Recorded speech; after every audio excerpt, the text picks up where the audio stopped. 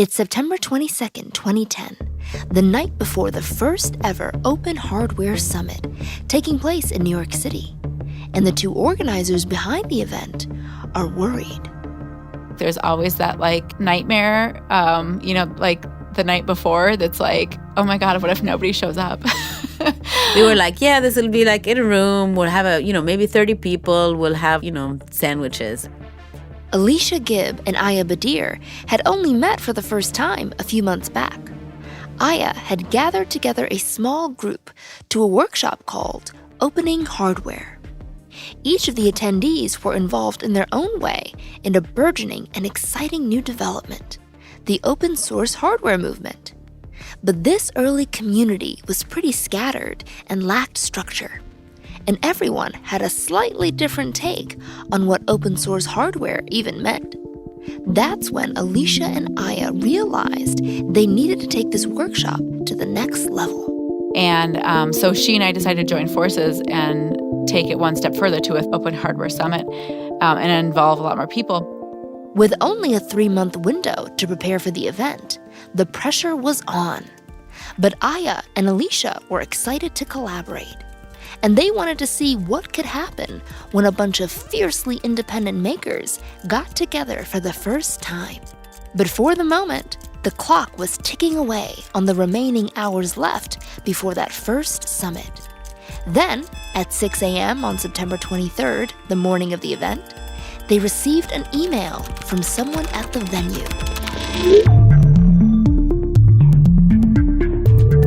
Today's open source hardware is a fascinating branch of the larger open source movement, a branch that touches the fields of design and art as much as it does engineering. In fact, this branch is a continuation of the early days of the hobbyist computer movement. Remember the homebrew computer club world in episode 3? Hardware hacking didn't disappear after personal computing went mainstream. Even as computing became a big and proprietary business, that love for tinkering with hardware and circuitry, that love for sharing your creations with other hobbyists, it never really went away. People never stopped tinkering. And today's open hardware culture has a lot in common with those early hobbyists. But at the helm of this particular branch of the open source movement is a whole new generation of developers and thinkers, people like Alicia Gibb and Aya Badir. And a little later on, I'll introduce you to a third leader of the movement, Limor Fried.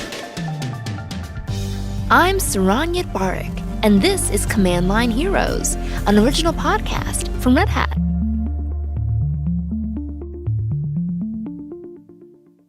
Back in the mid-2000s, the open source hardware community wasn't really much of a community.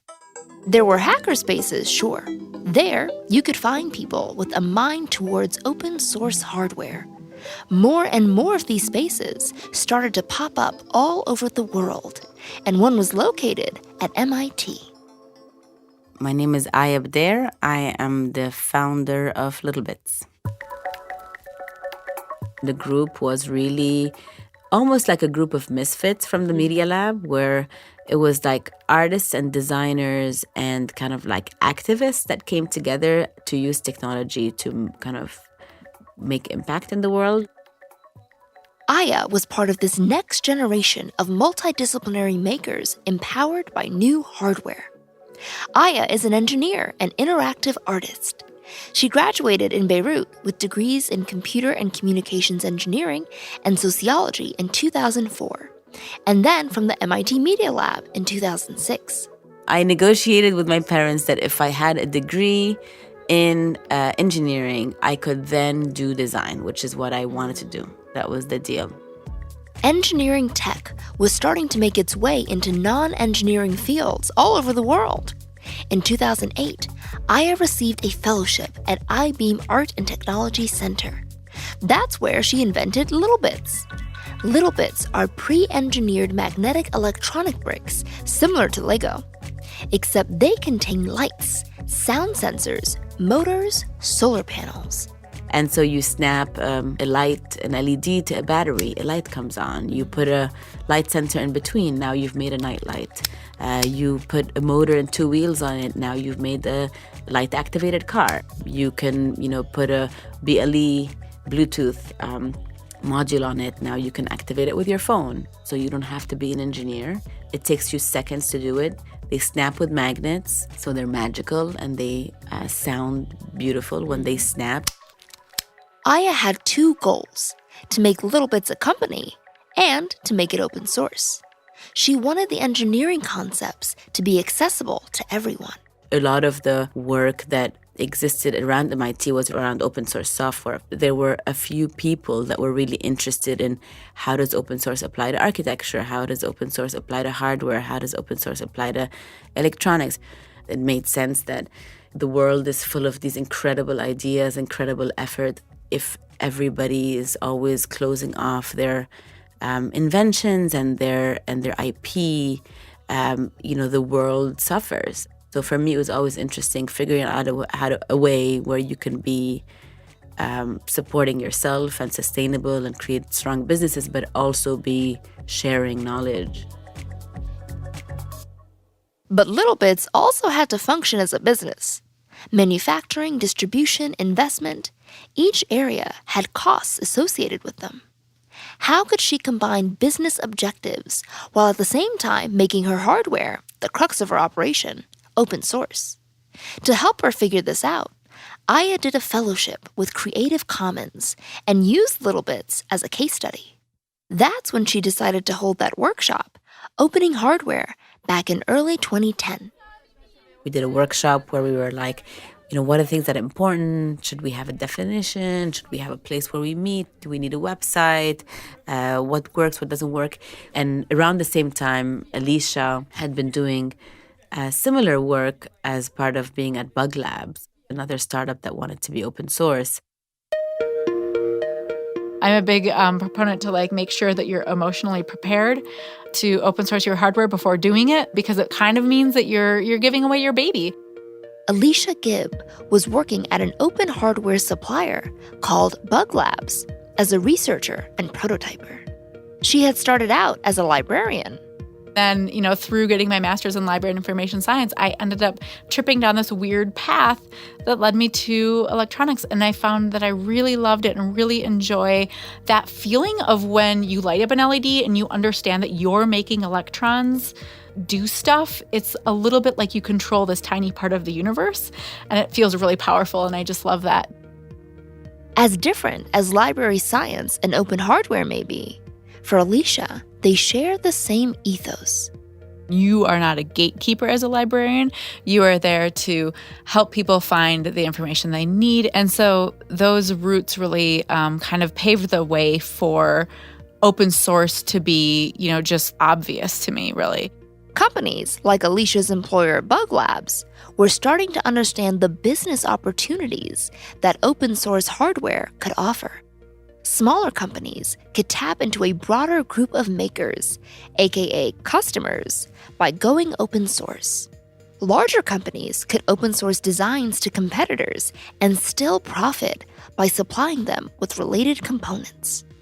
My boss ended up asking me, look, there's got to be more people trying to do open source hardware than us. Do you think you can find those people and get everybody together? The seed for the Future Summit was planted with that conversation.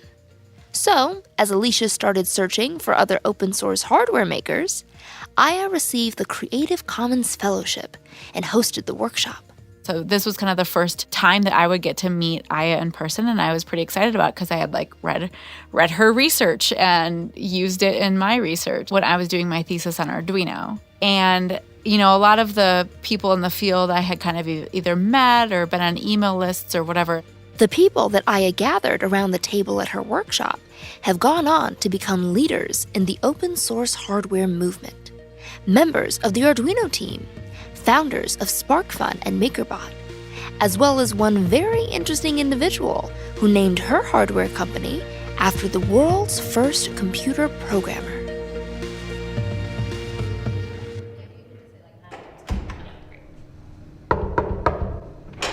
Hello, welcome. Lemore, how's it going? Hi, Saran. It's good to meet you.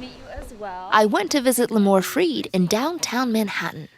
Not only was Limor part of Aya's workshop, she and Aya were classmates at MIT when Limor was an engineering student back in the early 2000s. I like to take things apart. I never really had an urge to, for example, play music, right? Despite what my parents wanted me to do, which was practice violin. But what I really did like to do was, play with electronics and computers and technology, like not so much put them back together. But as I got older, I learned a little bit more engineering, and now I put things together, not just take them apart. There's all these gears and motors, and these are very beautiful, intricate dances of technology. At MIT, Limor learned not just how things are put together, but how to do it over and over again, with consistency and precision.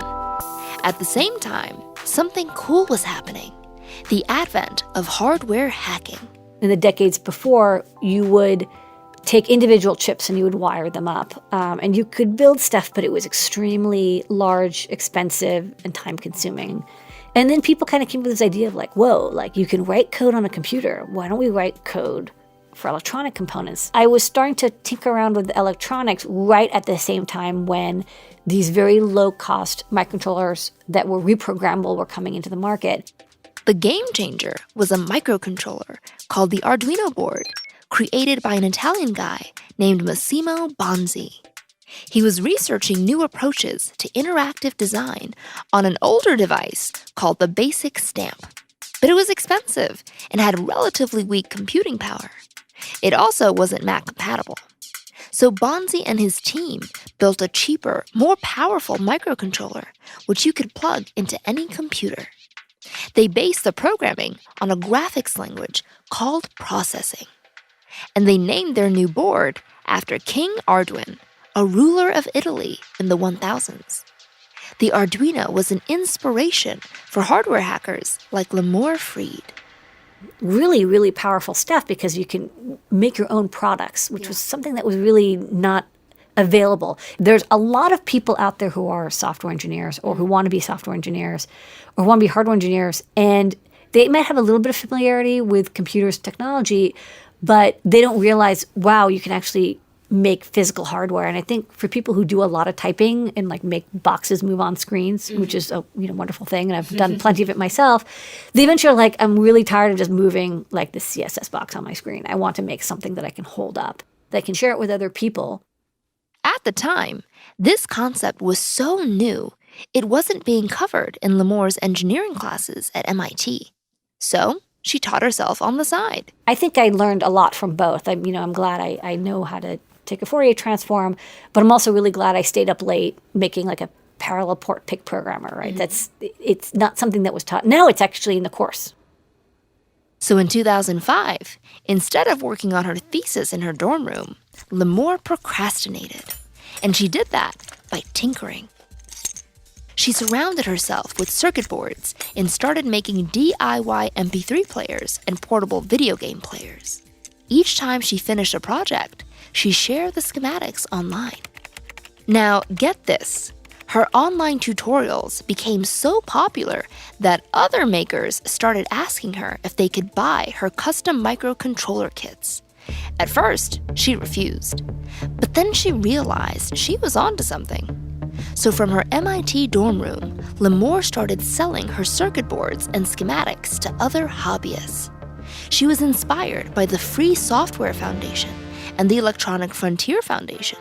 Freedom to modify, freedom to reuse. Just like, you can buy tools at a hardware store. They don't say, here, sign this license agreement. You can only use this hammer to put up a painting, and you can't use it to build a house. You have to buy the pro hammer for that. But yet that's kind of where we're at. With software, they were very aware that this was a future that was going to happen if we didn't give people freedom to use the software that they wrote and other people wrote together in a communal fashion. What they were doing for software, she wanted to do for hardware. She wanted to champion the kind of hardware you could make with the Arduino board, the kind of hardware you could make in your dorm room. But to push that vision forward, Limor needed to be open, needed to attract and teach other makers. And soon, there need to be protections for all that open hardware. Back to my visit with Limor. We're here in downtown Manhattan at our 50,000 square foot facility where we do manufacturing, production, testing, programming, design, and of course a little bit of command line as well. So, yeah, it's a far cry from that tiny dorm room where she started her company in 2005. Limor's business selling kits to hobbyists has grown massively into Adafruit Industries. It's named after Ada Lovelace, an English mathematician who conceptualized the world's first computer program back in the 19th century. We are producing and manufacturing open source hardware that has open source firmware and software inside of it. This is like an open source Willy Wonka Wonderland. Disneyland. Yes, people say that. Disneyland for hardware. The Adafruit factory opened in 2012. As we toured it, Limor showed me her stenciling machine, which outlines where on the board the various components will go. So your cell phone, your laptop, any piece of electronics, your GPS, little toys they're going to give away in the holidays. A lot of those contain electronics, and they're manufactured on a pick-and-place line. And what a pick-and-place line does is they pick up very small surface mount components and they place them. Thus the name Pick and Place. The PIC operating system consists of a database, dictionary, query language, procedural language, peripheral management, multi-user management, and a compiled basic programming language. Yeah, so this is a thin piece of metal, and you can see these little laser cut holes in it. Yeah. They look quite beautiful, like lace. It's really pretty. Yeah, they're like, again, the pattern that you see here on the circuit board matches that lace on the stencil. So after the pick and places, all the components are placed down on the circuit board. They go through this oven, which is basically just like those bagel conveyors at the deli. So like a little city, it looks like. Yes. Limor sees the nature of hardware as historically open in general.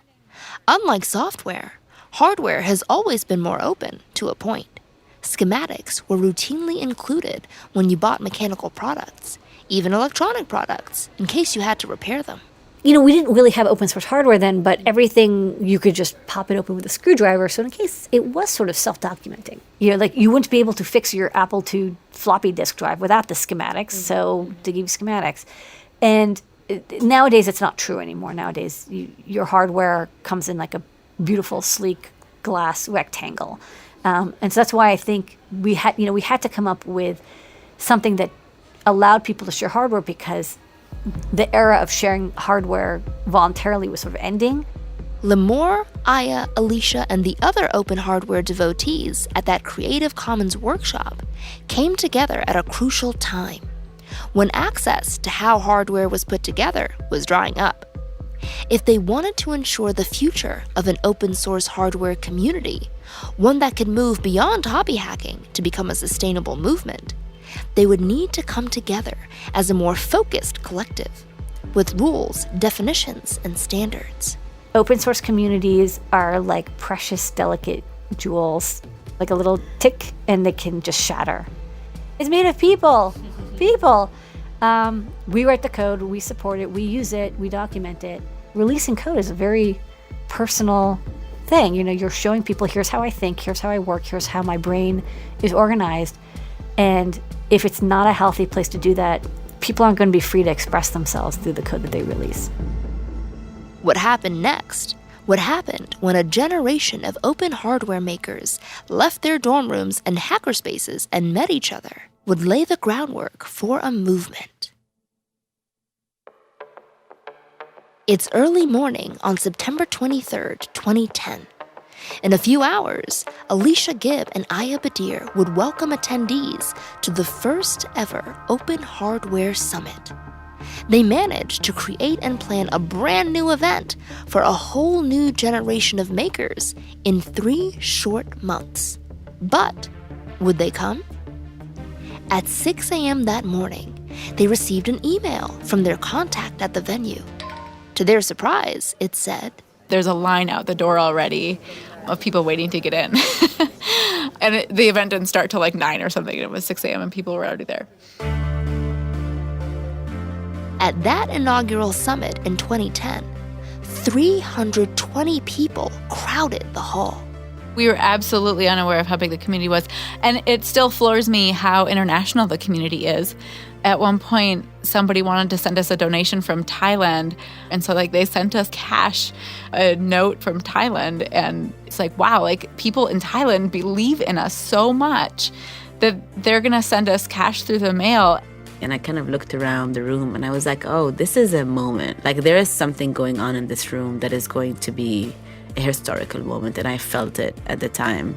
And just, the kind of support we got during and afterwards from people that wanted to sponsor, people that wanted to speak next year. But for its first year, Alicia and Aya knew their main goal would be to develop a working definition of open hardware.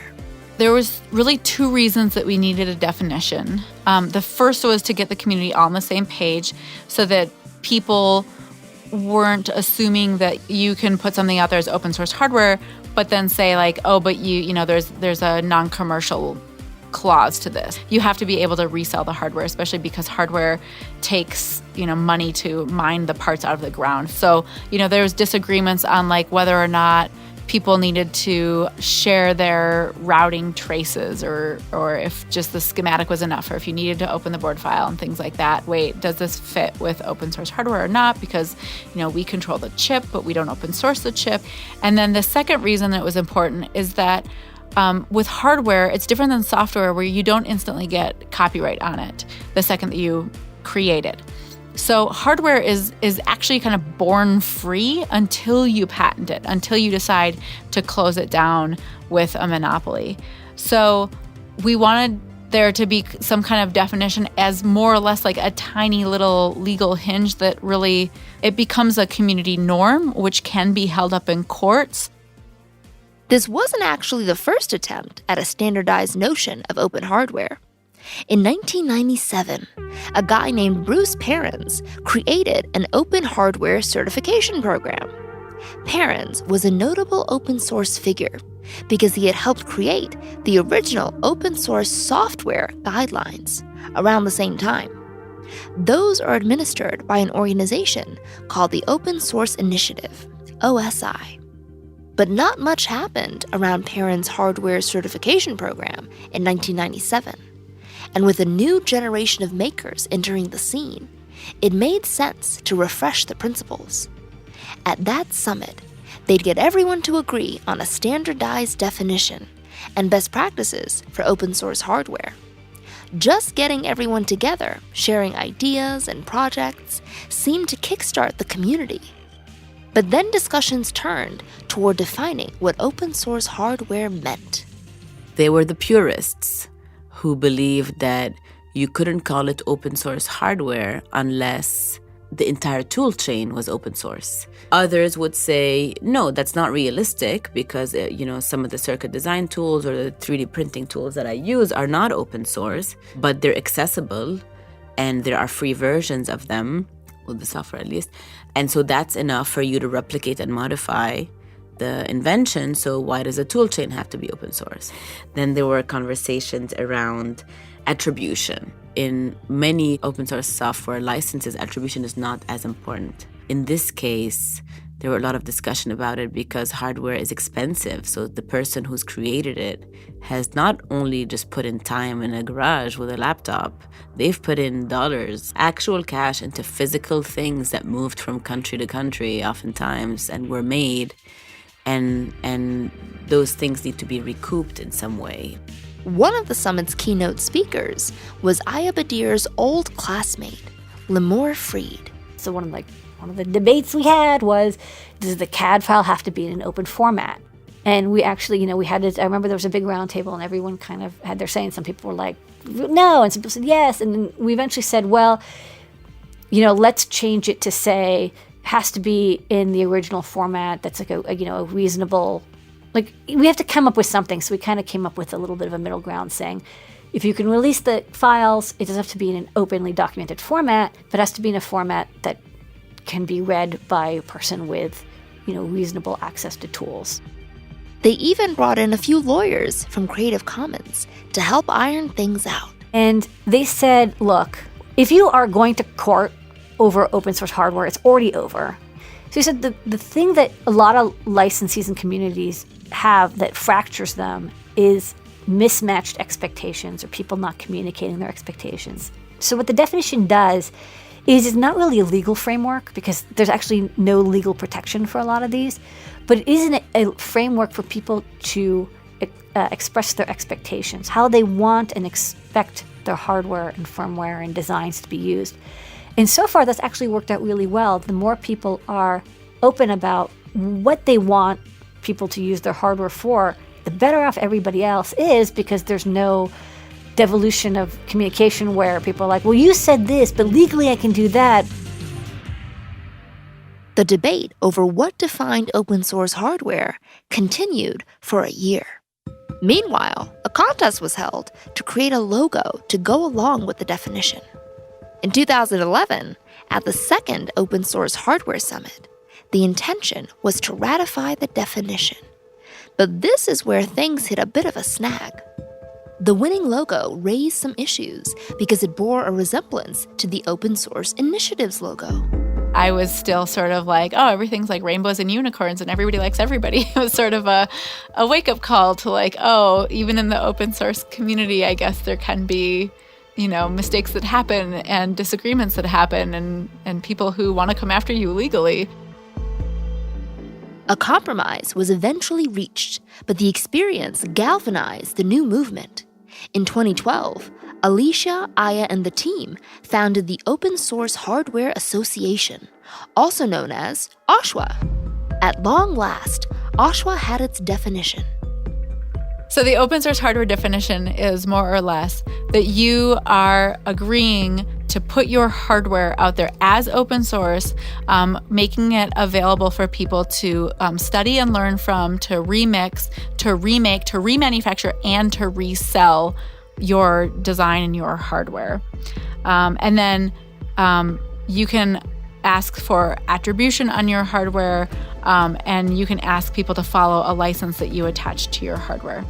From all those dorm rooms and garages and dining room tables, from 1,000 makers around the world, a community standard was finally emerging. No matter what license you use, people can point to and say, if you're calling your thing open source hardware, here's the definition, here's what you basically you're saying your expectations are. If that's not true, to call it something else. And then on top of that, another thing that came across a few years ago was an actual directory for registering open source hardware. When you go there, you basically kind of check a little pledge that says, my design I'm releasing abides by this definition. So the definition kind of was the rock, and this is sort of the building on top of it, so that people get a little logo and an identifier, and they can say, yes, this is open source hardware, and the Open Source Hardware Association is standing by me. This year, the Open Source Hardware Summit celebrates its 10th anniversary, and these days, it's even creeping into consumer products. So there are an entire line of computers out there that are from System 76 that are open source hardware. 3D printers like Lulzbot, and there's other 3D printers that are also open source hardware. I think right now we're sort of on the cusp of more consumer products coming out. Over the last 10 years, open hardware has set a new bar for openness and diversity in tech culture. One of the things that really turned me off from the open source software communities is going to a couple meetings and being asked, where my boyfriend was or who I was there with or whatever. This assumption that as a female, I wouldn't be there by myself. Because I could see that the open hardware community was very young and that we were just building. And so myself and Aya were both like, okay, this can't happen in our community. At the first summit, there were a couple of 10-year-old makers in attendance. There were people of color in the room. The organizers were women. And the face of the open hardware movement is literally female. Limor Fried was the first woman engineer to be featured on the cover of Wired magazine in 2011. And according to Aya Badir, the accessibility and diversity that open hardware thrives in is something we should all care about these days. When I was growing up, technology was a thing that existed. It was a discipline. You could live your life saying, I'm not technical, and that would be fine. It's no longer the case. Technology is the foundation of everything that we do. It's how we eat, how we drink, how we communicate, how we travel, how we predict, how we publish. They affect democracy, they affect mental health, they affect social impact, they affect environmental impact. The mission is important because if we don't have creators of technology and decision makers in technology representing the demographic makeup of the world, then we are making decisions that are biased, that are discriminatory, that are not inclusive, and that are dangerous. Command Line Heroes is an original podcast from Red Hat. Check out our research on open source hardware at redhat.com/commandlineheroes. And while you're there, sign up for our newsletter. I'm Saranyat Parekh. Until next time, keep on coding.